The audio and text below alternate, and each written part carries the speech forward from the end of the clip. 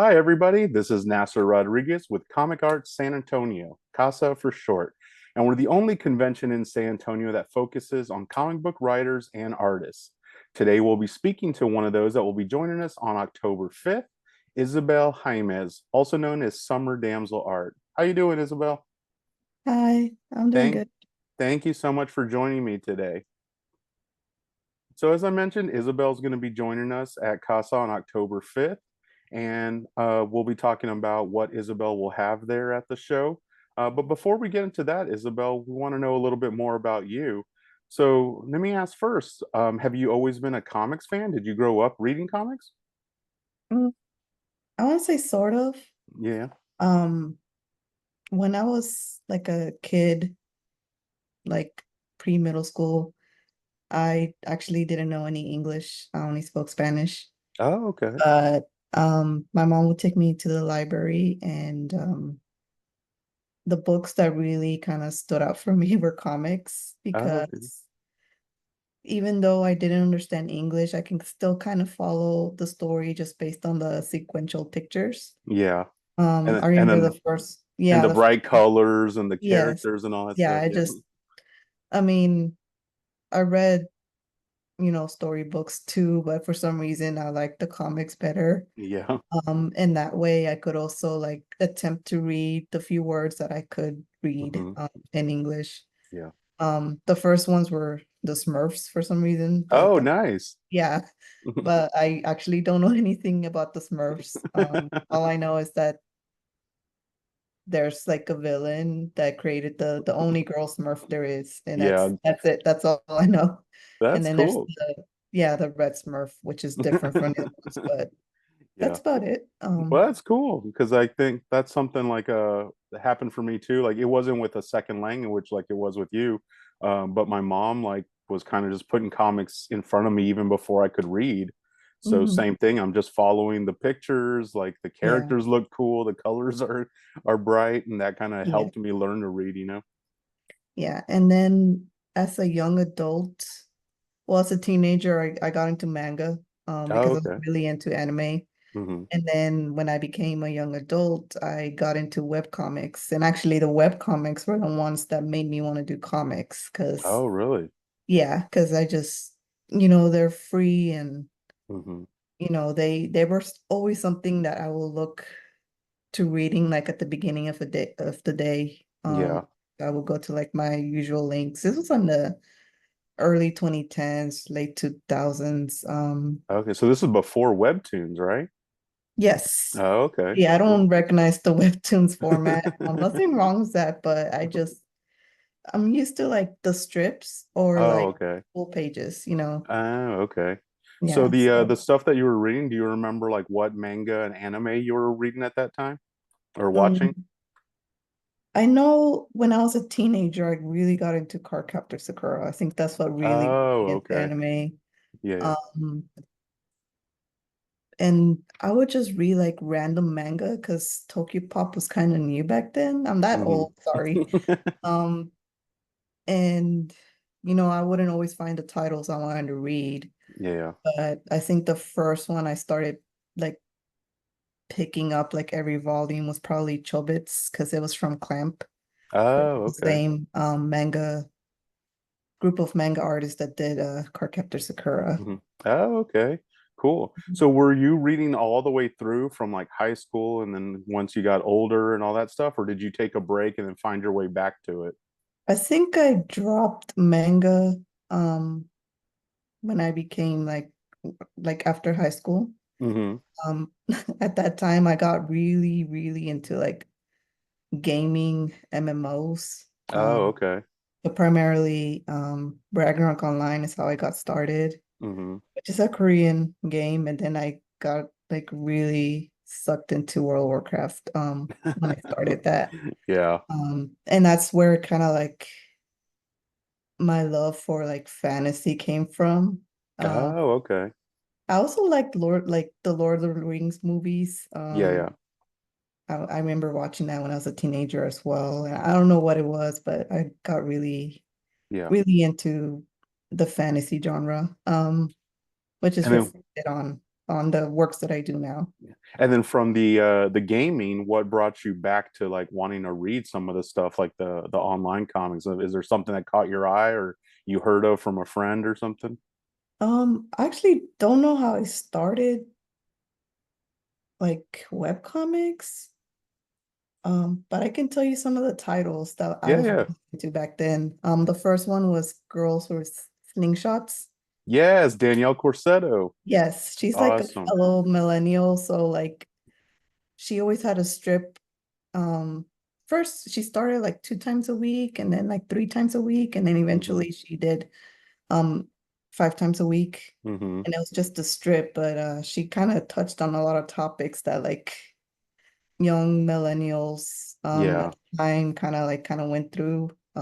Yeah, that was a great one. I don't think I Yeah. have it anymore, but I had a couple of the paperback collections. Yeah, I only have like volume 3 because she came to Austin and Yeah, that for was all I could Staple. afford at the time. Yeah, I was Hmm. like, so I was like, let me get the latest volume, which was volume 3 at the time. Yeah. Um, but yeah, that was one of them. The other one is another big one was Phoenix Requiem. Okay. I I don't think don't I've heard remember of that one. the yeah, I don't remember the author, but she basically the story's about man, this is hard.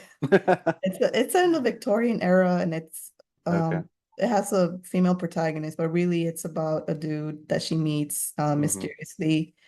And he has the ability to see, I guess, spirits that not other people can see, and also send off um not really send off, but he gets rid of the dead souls that kind of roam around.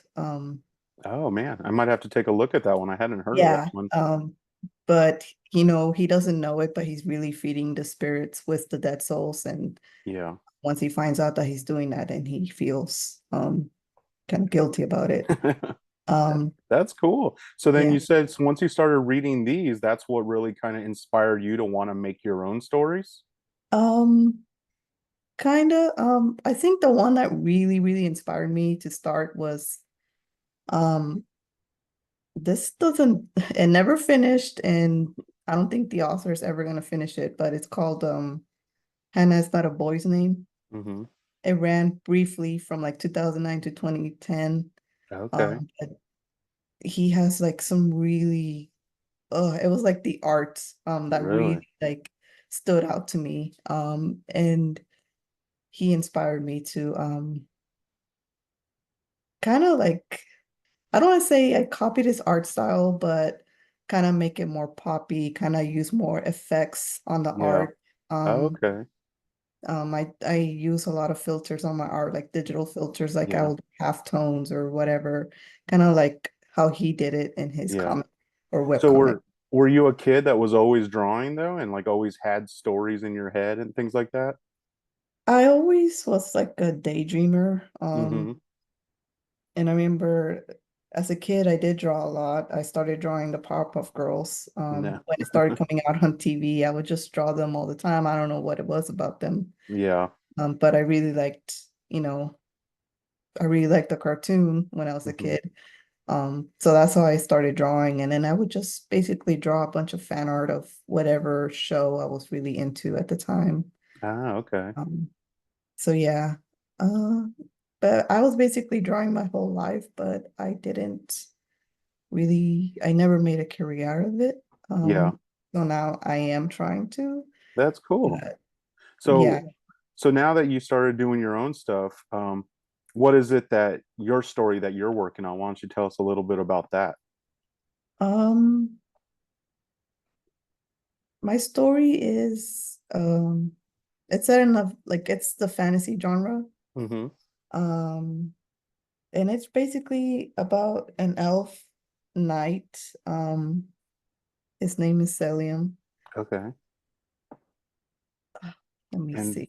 How do I and say well, I saw on your Instagram, so it's called Tattered Memories, right? Yes. So Okay. Tapping Memories is actually the first arc of this entire story that I actually had the story in mind since 2008. So I've had a lot of time to kind of think about it, kind of plan out scenes and all this stuff. And it's just I have all this information and it's Hmm. all like overwhelming.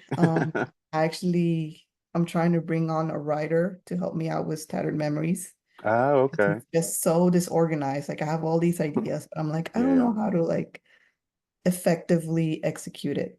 Yeah, I think that happens with a lot of us sometimes, like especially creative people. Like I'm not a writer or artist, but I know even with like Casa with the show, like I have all these ideas, but Hmm. like it's either when do I have the time to like work on them, when do I have Yeah, the money to do them, yeah. that kind of stuff. So I think especially for all the like creative people I know, like I see that a lot. But I do remember you were with us at Casa last year and you had First Contact Part 1, right? Hmm. And then you recently just had your Kickstarter. What was that for the Kickstarter? Was that part of the Tattered Memories? No, it wasn't like necessary for Tattered Memories, but it was a mini scene that kind of had a scene playing out with two of my elves from Oh, that. okay. So it's like a Um, little side story, or yeah, just a scene. oh, okay. So basically, in that scene, I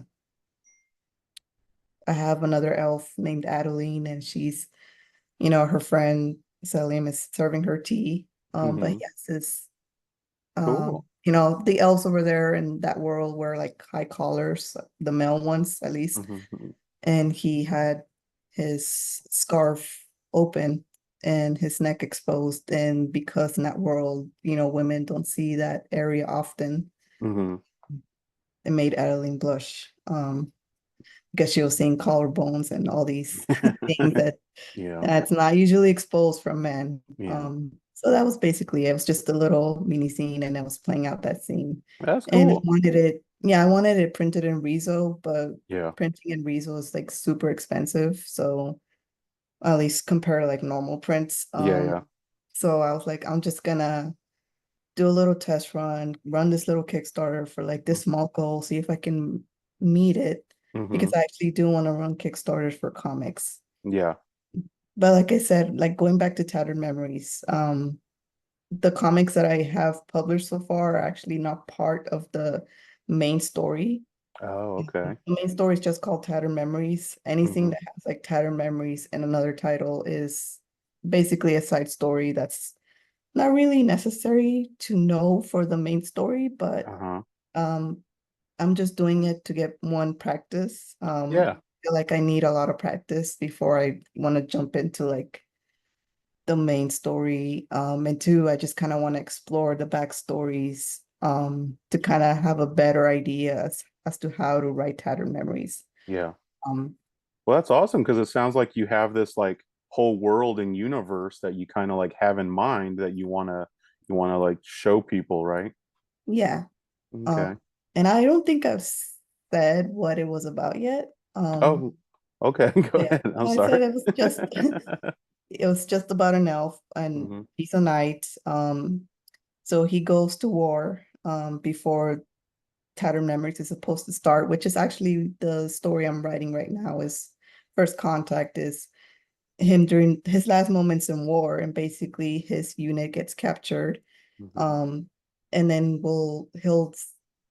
I'm writing on part two. Basically, they are rounding them up, rounding up the knights, and bringing them to their spaceships because the enemies are actually humans from a space military. So they have all Okay. this technology and stuff, but they can't really fight the elves like in their own land Hmm. with guns and stuff because the magic does something to their technology, kind of jams it, so they can't really use that. Hmm. um, but despite that, the knights still lose and they get captured, and then Celium um, is about to find out what they do with the captured knights. And that's basically what First Contact is you see um, kind of the process of what they're gonna do with these elves. Okay.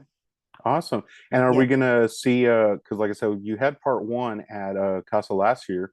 Are yes, you gonna have part two this year at Casa? Or yes. Hopefully I have part two finished awesome. for Casa this year. It Yay. actually debuted at Casa last year. Oh, But cool. Thank you. That's cool. yeah, but it was super rushed. And I remember like when I was at the hotel last year, I was still putting the books together, like I was stapling and everything because Mhm. I just finished the last pages that week. And then I decided to debut it. And I went back and I did edits because there's a lot of stuff I didn't like, but Yeah. Well, that's the life of an indie comic artist, stapling and all that stuff. So yeah. you did it perfect the way it was supposed to be. So that's awesome. I can't wait for to see part two because I picked up part one and I really liked that. So I can't wait to see part two. And I can't wait for people to come check it out. But if people want to keep up with you and like updates on what you're working on and stuff, where can they find you? Any website or social media? Um, my website where it has all my socials on, Hmm. you can go to summerdamselart.card, and that's with two R's, .co. Okay. Um, and basically like any social media, you can find me under Summer Damsel Okay. or Summer Damsel Art. Okay. Mostly Summer Damsel Art is where you'll find most of my stuff at. Okay, awesome. Well, thank you so much, Isabel, for joining us today. Thank you for telling us a little bit more about Tattered Memories. And everybody, please, October 5th, we are going to be at a new venue this year. We're going to be at the Marriott San Antonio Airport. Please come out and join us. Check out Isabel's products and things that she'll have there. And also check out all the other great artists and writers we'll have. And again, Isabel, thank you so much for joining me. Thank you.